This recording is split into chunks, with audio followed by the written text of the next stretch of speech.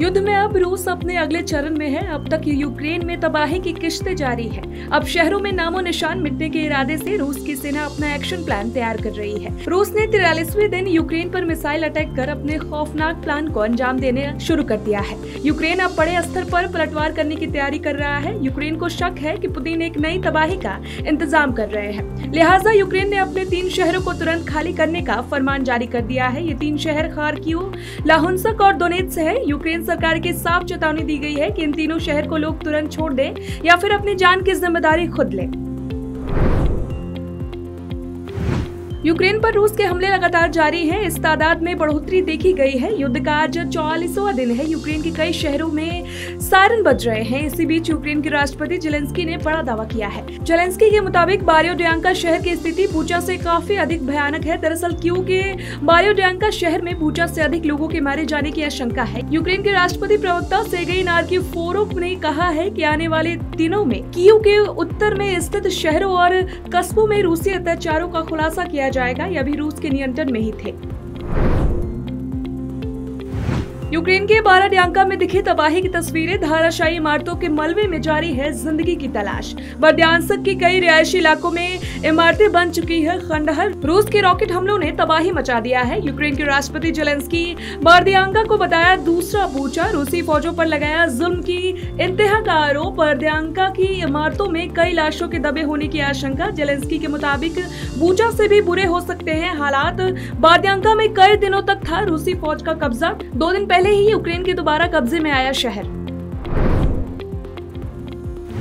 United Nations की human rights council से रूस को बाहर निकालने के लिए वोटिंग हुई है और रूस को बेदखल कर दिया गया है। इससे पहले सिर्फ एक बार ही किसी देश को ह्यूमन राइट्स काउंसिल से बाहर किया गया है। वो देश था लीबिया। 2011 में लीबिया के खिलाफ जब प्रस्ताव हुआ था तब मुनव्वर अली गद्दाफी ने सरकार का विरोध करने वाले प्रदर्शनकारियों पर हिंसक प्रहार किया था। जनवरी से अब तक कम से कम 11 मौकों पर हुई वोटिंग या रायशुमारी में भारत ने हिस्सा नहीं लिया है, लेकिन इस बार वोटिंग के खिलाफ एब्सेंट होना भी रूस के खिलाफ जाएगा। बुचा नरसंहार पर भारत ने भी अपनी प्रतिक्रिया दी है। संयुक्त राष्ट्र सुरक्षा परिषद यूएनएससी की बैठक में भारत ने बुचा नरसंहार की निंदा की है और इसकी स्वतंत्र जांच की मांग का भी समर्थन किया है। आज संसद में भारतीय विदेश मंत्री एस जयशंकर ने यूक्रेन युद्ध पर भारत सरकार का स्टैंड क्लियर कर दिया है। इसी बीच 93 देशों ने रूस के खिलाफ वोट किया है, जिसके बाद यूएनएचआरसी ने रूस को बेदखल कर दिया है। नाटो यानी नॉर्थ अटलांटिक ट्रेटी ऑर्गेनाइजेशन वही संगठन जिसमें 30 मुल्क हैं। 30 मुल्कों की सेनाओं का गठजोड़ है। कई ऐसे मुल्क नाटो में हैं जो परमाणु हथियारों से लैस है। यही वो वजह है जिसमें यूक्रेन के राष्ट्रपति जेलेंस्की पहले दिन से नाटो से मदद मांग रहे हैं। यूक्रेन के एयर सपोर्ट को बंद करने से लेकर नाटो से हथियार की मदद की गुहार लगा रहे हैं। आपको बता दें कि बीते दिनों नाटो हेडक्वार्टर में एक आपातकालीन मीटिंग बुलाई गई थी। अमेरिका के राष्ट्रपति बाइडेन भी मीटिंग में मौजूद रहे, लेकिन पुतिन की परमाणु धमकी के डर से नाटो ने सीधा दखल करने से मना कर दिया था। अब सवाल ये है कि अचानक ऐसा क्या हुआ कि नाटो ने अपना फैसला पलट दिया है। एक छोटा सा वीडियो दुनिया भर में टॉप न्यूज चैनलों की हेडलाइन है। आखिर उस छोटे से वीडियो में ऐसा क्या है कि उसे परमाणु युद्ध की शुरुआत का वीडियो का सबूत बताया जा रहा है। तमाम डिफेंस एक्सपर्ट उस वीडियो को लेकर महायुद्ध यानी विश्व युद्ध की भविष्यवाणी करते दिखे हैं। यूक्रेन की राजधानी कीव से सिर्फ 200 किलोमीटर दूर है टैंक और तोप की बड़ी खेप। अगले चंद घंटों में सैन्य मदद वाली ये ट्रेन कीव पहुंचने वाली है। कुछ डिफेंस एक्सपर्ट मानते हैं कि जैसे ही चेक रिपब्लिक की तरफ से कीव भेजी गई है, ट्रेन प्लेटफॉर्म पर पहुंचेगी। ठीक उसी के कुछ घंटों बाद रूसी लड़ाकू विमान विनाश वाला वार शुरू कर सकते हैं। रूस यूक्रेन जंग शुरू होने के चंद दिनों के भीतर ही बायोकेमिकल हथियारों की जो सुगबुगाहट शुरू हो गई है वो अब तो चरम पर आ गई है। जंग में परमाणु हमले के खतरे के बाद अब बायोमेट्रिकल अटैक को लेकर सनसनी मचने लगी है। अमेरिका रूस पर इस जंग की शुरुआत से ही आरोप लगाता आ रहा है कि रूस यूक्रेन पर बायोकेमिकल हथियारों का इस्तेमाल करेगा। यूक्रेन के खिलाफ पुतिन का चक्रव्यूह तैयार है, तो क्या होगा परमाणु वार। यूक्रेन पर रूस के लगातार हमले जारी हैं। इसी बीच यूक्रेन के राष्ट्रपति जेलेंस्की ने बड़ा दावा किया है। जेलेंस्की के मुताबिक बर्दयांका शहर की स्थिति बूचा से काफी अधिक भयानक है। दरअसल कीव के पास बर्दयांका शहर में बूचा से अधिक लोगों के मारे जाने की आशंका है। यूक्रेन के राष्ट्रपति के प्रवक्ता सेर्गेई ने कहा था कि आने वाले दिनों में कीव के उत्तर में स्थित शहरों और कस्बों में रूसी अत्याचारों का खुलासा किया जाएगा। ये अभी रूस के नियंत्रण में थे। युद्ध के बीच अमेरिका लगातार यूक्रेन की मदद कर रहा है। व्हाइट हाउस की प्रेस सचिव जेन साकी ने बताया है कि संघर्ष की शुरुआत के बाद से अब तक हमने यूक्रेन को $1.7 बिलियन की सुरक्षा सहायता के हथियार उपलब्ध कराए हैं। हम यूक्रेन को अतिरिक्त सैन्य सहायता देना बंद नहीं कर रहे हैं और न ही हम रोक सकते हैं।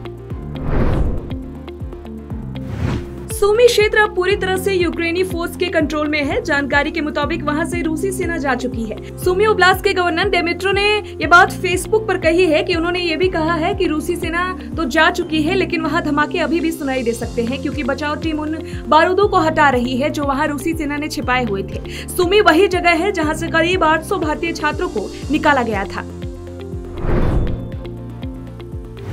राष्ट्रपति जेलेंस्की ने दावा किया है कि यूक्रेन के बर्दयांका शहर की स्थिति बूचा से भयानक है। बता दें कि बूचा में 300 से ज्यादा लोगों को रूसी फोर्स द्वारा मारे जाने के दावे किए जा रहे हैं। यूरोपीय यूनियन ने कहा है कि हम यूक्रेन को हथियारों के लिए 500 मिलियन यूरो देने के लिए तैयार हैं। उधर यूक्रेन के विदेश मंत्री ने कहा डोनबास की लड़ाई द्वितीय विश्व युद्ध के समान होगी। उन्होंने कहा कि रूस की तैयारियों को देखकर हम कह सकते हैं कि स्थानीय ऑपरेशन नहीं होगा। उन्होंने ये भी कहा है कि उन्हें उम्मीद है बड़े पैमाने पर हजारों टैंक, बख्तरबंद वाहन, विमान शामिल होंगे। जंग जान लेती है ये हम सब जानते हैं, लेकिन यूक्रेन में जिस तरह की तस्वीरें सामने आ रही हैं वे बेहद परेशान करने वाली हैं। रूस यूक्रेन के पिछले 43 दिनों में जंग जारी है। इन 43 दिनों में यूक्रेन की सड़कों पर तबाही का मंजर है। आपको बता दें कि एक ऐसा वीडियो सामने आया है जिसमें यूक्रेनी सेना की बर्बरता सामने आ गई है। वीडियो में देखा जा सकता है कि यूक्रेनी फौजी घायल रूसी सैनिकों को सड़क पर घसीटते और करीब से गोली मारते हुए नजर आ रही है। यूक्रेन के सिटी काउंसिल ने रूसी सेना पर लगाया बड़ा आरोप। रूसी सेना पर मारियुपोल के स्वास्थ्य कर्मियों को जबरदस्ती रूसी कब्जे वाले इलाके में ले जाने का लगाया आरोप। यूक्रेन की सेना का बयान, रूस ने उत्तरी यूक्रेन पर हमले को किया तेज। दोनेत्स्क और लुहांस्क में अस्पताल पर हमला और रिहायशी इमारतों को बनाया गया निशाना। खार्किव इलाके में पिछले 24 घंटे के भीतर 48 बड़े हमले। ड्रोन तस्वीरों में देखी गई बर्दयांशिक शहर की भारी तबाही। यूक्रेन के रक्षा मंत्रालय ने जारी की तस्वीरें। कीव इलाके में मौजूदा बर्दयांका शहर पर दोबारा यूक्रेन ने किया कब्जा।